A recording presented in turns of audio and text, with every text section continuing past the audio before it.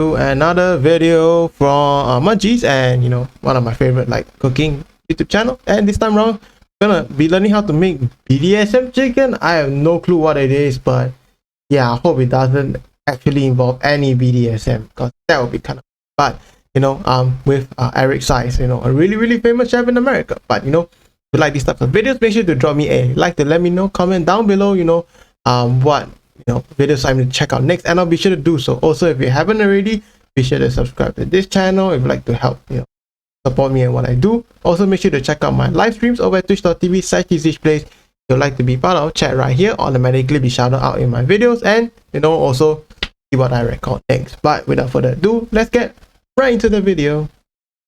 I always say this in the kitchen, I'm not always right, I'm just never wrong.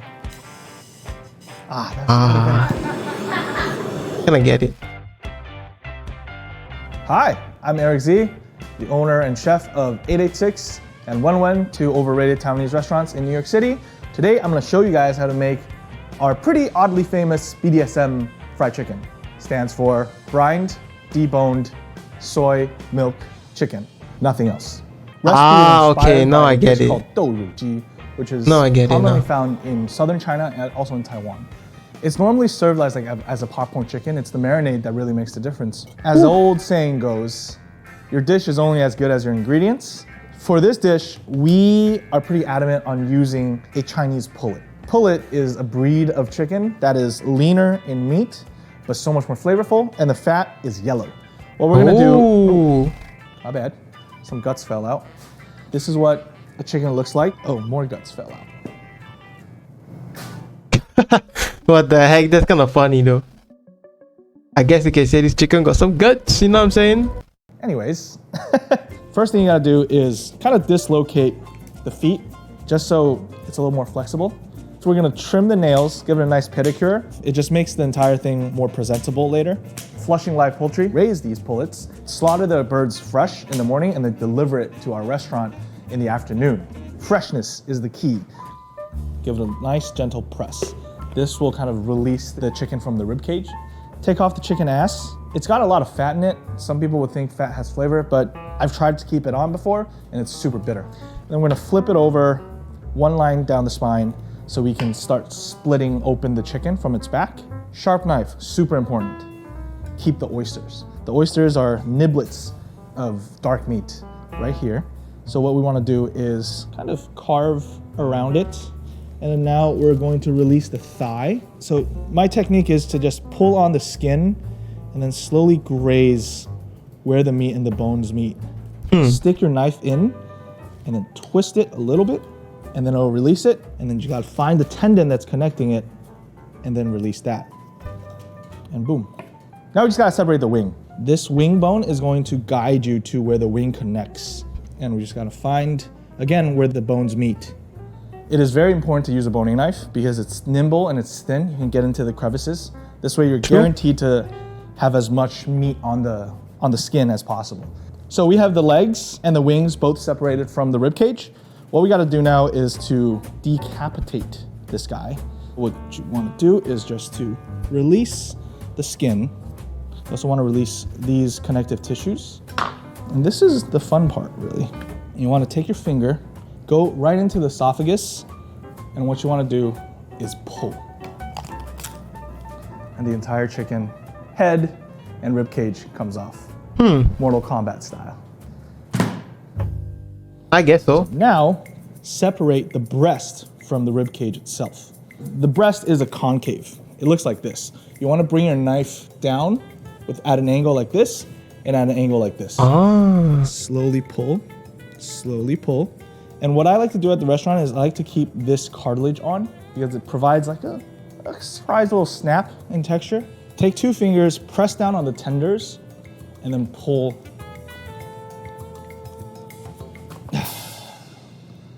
Your rib cage. Your breasts are now boneless.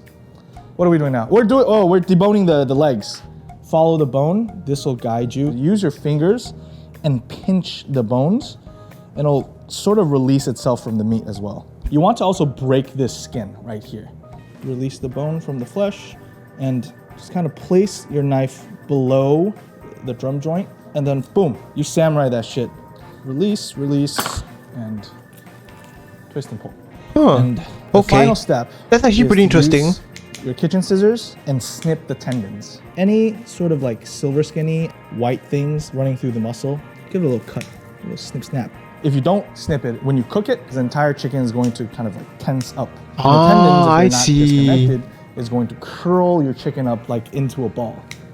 And then your starch is gonna steam, and then you're gonna have to throw this chicken away. This chicken gave its life for us to enjoy, so you don't wanna fuck it up. Snip your goddamn tendons. True. Snip, snip, and you're done. So this is ready to go. We're gonna start making the marinade. We're gonna start off with a red fermented soybean known as furu.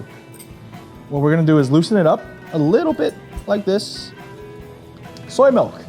This is a soy milk chicken. Add the soy milk in until it's like nicely incorporated. Beautiful thing about this marinade is it's so universal. I think it would do really well with pork. Vinegar, white distilled vinegar, adds acid, tenderizes the meat. Red vinegar, Yeah. basically white vinegar with a little molasses. It's a little bit sweeter. It's getting thicker because you added acid to soy milk. It's curdling a little bit, so you want to keep stirring and stirring and stirring. This is white pepper. It's not Taiwanese food if there's no white pepper. That's a fact. Look it up. True. Garlic powder. That's It's true not though. fried chicken without garlic powder. Onion powder, same as the above. Turmeric. Paprika, that light hint of spice. Curry powder, because why not? MSG, use MSG guys. Salt, we have already a lot of salinity from furu, so you don't need a ton of salt. Yeah. Sugar. It's not Taiwanese food without five spice. Sesame oil, Shaoxing wine. It provides a nice fragrance, subtle notes. Again, cooking is about putting all these building blocks together and building a flavor house. You're welcome. So we have our chicken, the one that we just deboned, right here. Pour it in, pop it in the fridge. At the restaurant, we do a minimum of 2 days. Batter time, sweet potato starch. American cuisine, at least. Fried chicken is almost mostly used flour. The good thing about flour is it has a lot of protein, so it yields a crispy crust. But the problem with flour is that it has gluten, which if you try to do a wet batter, next thing you know, you have fucking noodles for batter. Soy milk, instead of water, which like the normal Taiwanese recipe uses, we add soy milk. Soy milk has protein. And your block of silken tofu. Silken tofu has the most water content. So for this recipe, we chose silken tofu just so it can moisturize the whole thing a little bit more. It adds more protein. It actually gives the batter a little bit more body. That's And actually an nobody's interesting ever way done to do so it. Why not? So all we gotta do, blend it for like 30 seconds. Okay. Well incorporated. As you can see, lots of fucking air bubbles. If you use it right now, the batter is gonna fall off of the chicken when you're frying it. You wanna chill it for about 5 hours. So we are going to make the chive slaw, which is sort of like the garnish that goes with the chicken. Ooh, that looks really, to really refresh good your though. palate. Take off the butts of the scallions. So we have chives, yellow chives, scallion, shallots. While that chars, we're gonna slice our shallots, medium slices. So we're gonna wok hay this motherfucker. So we're gonna torch it, just so it speeds up the process. I always tell people that I got into the restaurant business because my grades sucked and I couldn't get a job. And they're like, ah, so funny. No, it's true. I was born and raised in Taiwan, came here, I was like, what the fuck, no Taiwanese food. Cook Taiwanese food, boom, bam, here. I just like cooking, like making food. I kind of like cooking and making food as Adequately well. charred. To be honest. All we gotta do is incorporate this into this with that. That's cooking 101. And we're just gonna add our shallots in here. It's not really a lot of shallots, it's just a little. Ah, I get Our it. air fryer fries, bakes, grills, lot and roasts little, your get food it? to perfection. It cooks tasty dishes 1.5 times faster than Bean sprouts. Bean sprouts exist in this slaw for the purpose of texture. It'll squirt juice in your mouth. Because we charred it, it's a little bit bitter, so we're gonna need to add a lot of sugar to balance. A little salt for savoriness. Gochugaru, ode to Korea. This is soy sauce, because again, we're Asian. Chili oil, generous amounts of it. This is So you want it black to be vinegar. spicy, I guess. Sesame oil. Simple as that. Seriously, so easy. Give it a mix. And because your aliums are really hot, it's gonna help melt the sugar. And so you don't really even have to do much mixing. And ideally we let this sit overnight, but honestly, Ooh. 30 minutes is fine. So we're gonna make the dusting for the chicken. First things first, salt, sugar, MSG. 1 to 1 to 1. Turmeric, and we have smoked paprika. Garlic powder, onion powder. White pepper. Mix it up. So this is gonna be our BDSM dusting. I'm gonna sneeze. I'll try to hold it in. I'm good. What we're gonna do now is dry the shit out of the chicken. It's very important. If you don't dry the chicken properly, the batter would not adhere to your chicken as well. Therefore, you will not get a good crust. This chicken's been marinating for like 2 days. Soak it up real well, every crevice. So this chicken is pretty well dried. So I'm gonna put this chicken into the mixing bowl and then I'm gonna pour the batter into the mixing bowl.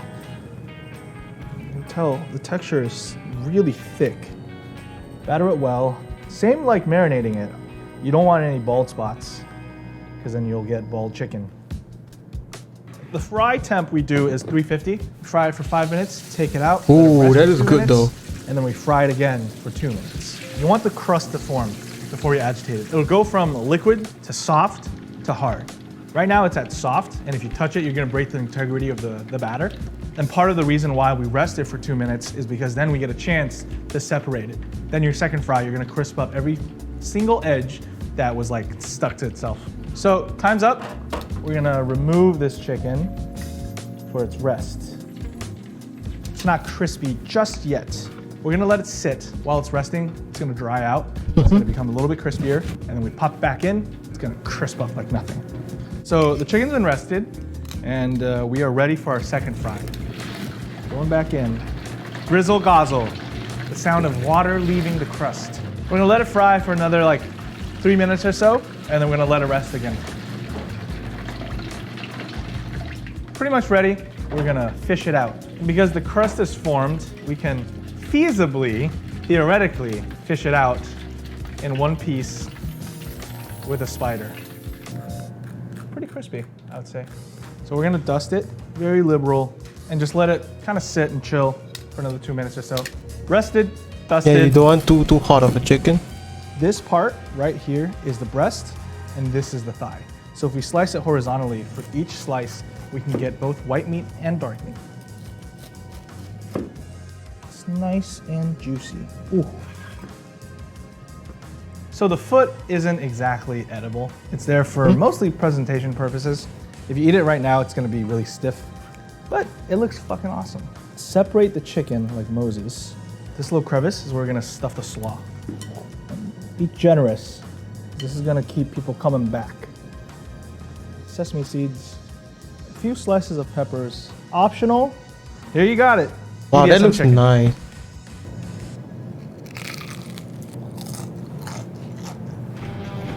Ah, not bad. No, it's pretty good. The chicken though, like you can really taste the flavor of the chicken. And that's the whole point of the recipe, honestly. To let the chicken shine.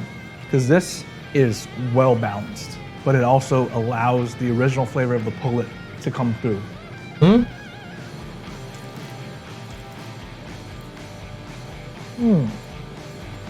So good. Ah, it's okay.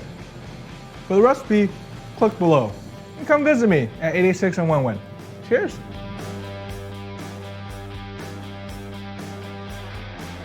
Like I always say in my kitchen, I'm not always right. I'm just never wrong.